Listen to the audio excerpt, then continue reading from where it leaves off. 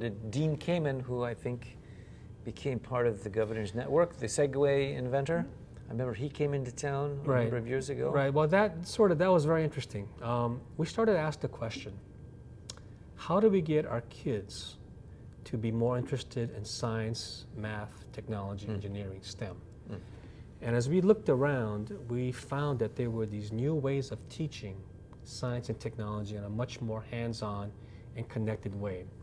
And that there were people in town who were already beginning to start pockets of people who were doing robotics, the first Lego League. Concurrently, the governor went to a conference, a couple of meetings in the mainland, and met Dean Kamen. Those two things came together. Right. They clicked. Right, and so in 2006, we had the Innovation Initiative, which was really aimed at making sure that people understood that the basis of a competitive and steadily growing economy, and I would say these days a more resilient economy, because I think we really need to, the experience of the last couple of years tells us that we need an economy that can react fast. There's going to be turbulence. We've seen turbulence now for decades because the world is getting more interconnected, and a small problem in Greece can affect the global economy, right? Which wasn't the case decades ago, but certainly the case now. So for our economy to be able to grow, to be resilient, to be a strong economy, we needed to make sure that we had the human capital investment. And so innovation was aimed at making that point, that good ideas, better ways of doing things, new business processes, new structures is really what we had to do in Hawaii to be able to be competitive. The whole entrepreneurial spirit, which sometimes I think maybe the nation may be lacking a bit of that innovative, creative drive. And again, I was at a seminar just this morning on what's going on in China. And even though it's got a hand of a government on the hand of the entrepreneur, some of the phenomenal things that are happening in terms of innovation and creativity and things that make sometimes us look like we're sort of the deer in the headlights. But we in Hawaii, in many areas, we can definitely excel, apply innovation and creativity, and be world leaders. And those would be, you guys had a big energy initiative. Give us an update as we looked at that, I think there's several.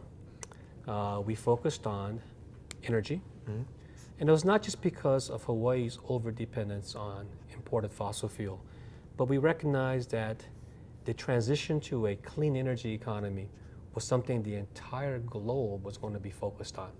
And so back in 2006, the governor launched her Energy for Tomorrow. So we were pretty far ahead of the curve. This was 4 years ago, which has now blossomed into the Hawaii Clean Energy Initiative. And it's been really breathtaking what we've been able to do with it. Not only in terms of creating value and competitiveness for Hawaii here, but positioning Hawaii as a world leader in this transition to clean energy. It's going to come with it higher paying jobs, new technologies, new breakthroughs, and again, new ways of doing things in the energy sector. You've been very much a supporter of what we've been doing in astronomy and aerospace. Again, that's another area that if you look at Hawaii, our natural geography, if you will, our high peaks of our mountaintops. Mauna Kea is the moon, or there's no difference when you look at one photo or the other. That's right. The terrain on Mauna Kea is the closest to Moon's terrain or Mars terrain. That's where the Apollo astronauts trained before they went to the moon. And so there's a lot of reasons why we could be competitive in astronomy and in aerospace. I think we can be very competitive in the emerging creative industries, global creative industries. Did you talk about, should we say something about Hawaii Five-0 coming back to Hawaii, or Lost, or the Pirates of the Caribbean? Sure. I mean, as we looked at where it is that we thought Hawaii can be competitive long term, and again, that's based on stuff that's happening here.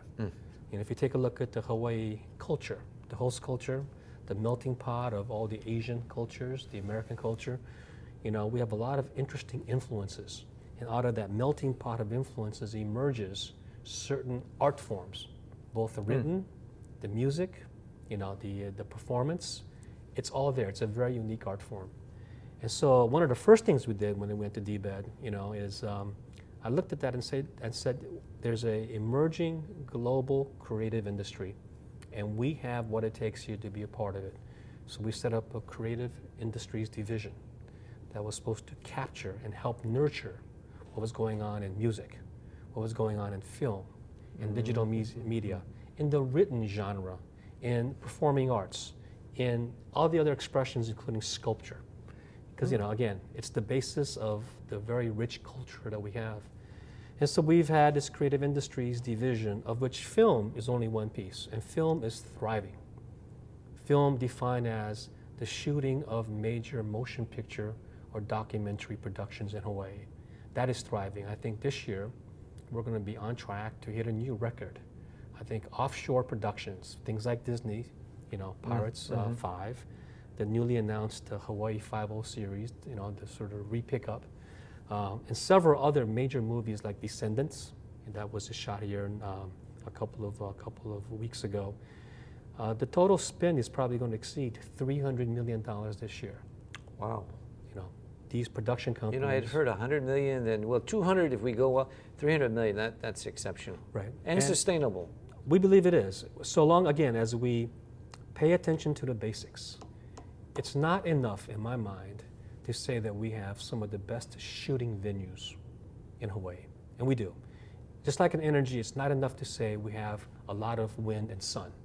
We need to go beyond what we have on the surface and make sure that we put into place all the processes, all the right market-based drivers that allow people to do those businesses here.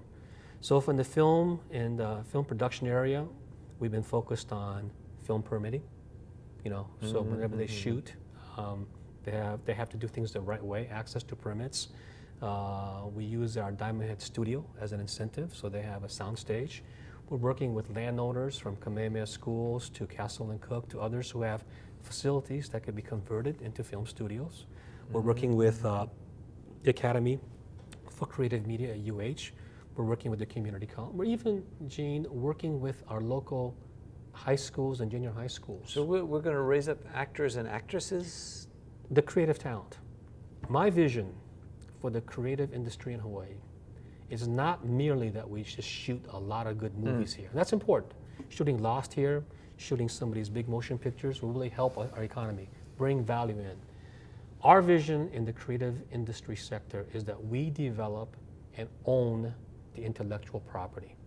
We develop and own the genre. We develop and own the movie screenplay rights. We are the authors and not just the printers. And there's a big difference. There's always going to be a role for printers, for shooting things, you know, here, and we have, you know, people who, you know, are able to do the technology of the cameras and the lighting and all the wiring. All that is very important, and they're high-paying jobs. But what I want are the people behind the cameras who've written the story, who've been able to then commercialize the story and make the money when people on the mainland and around the world come to a movie theater or buy your story, you know, sometimes over the internet. So that is our vision. I love that vision. And that vision extends not That's only... indigenous entrepreneurship, Yes. not just kind of bringing in Absolutely. and putting people together. And we can do it crazy not to only in film and the digital media, which includes games. We have a lot of interesting entrepreneurs who've come to Hawaii who are developing their game companies. I mean, Hank Rogers, you know, who did Tetris, Yes. is only one example. There are dozens. You know, and you know what part of it, what drives it? These gamers, these guys who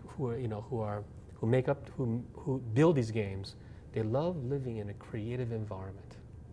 They love living in a beautiful place. So on the mainland, Pacific Northwest, some parts of California, but where is it more beautiful? Where is the environment more conducive to the creative juices flowing than a place like Hawaii? You know, even in my district in Hawaii, we have a cartoon studio in one of the shopping centers. Sure. It's a little bit of a secret, which I won't name the name, but it's there and it's thriving. It's got an international cartoon. Before, absolutely. So you know about that? I know about these guys, yeah. Someone was speaking at a conference the other day saying Lilo and Stitch is a very popular part of the Hong Kong Disney. Is there any way of bringing a Lilo and Stitch version to Hawaii? Well, you know, it's interesting. If you take a Lilo and Stitch, there was an attempt to localize the story, to build it into, you know, to build aspects of the local culture into it.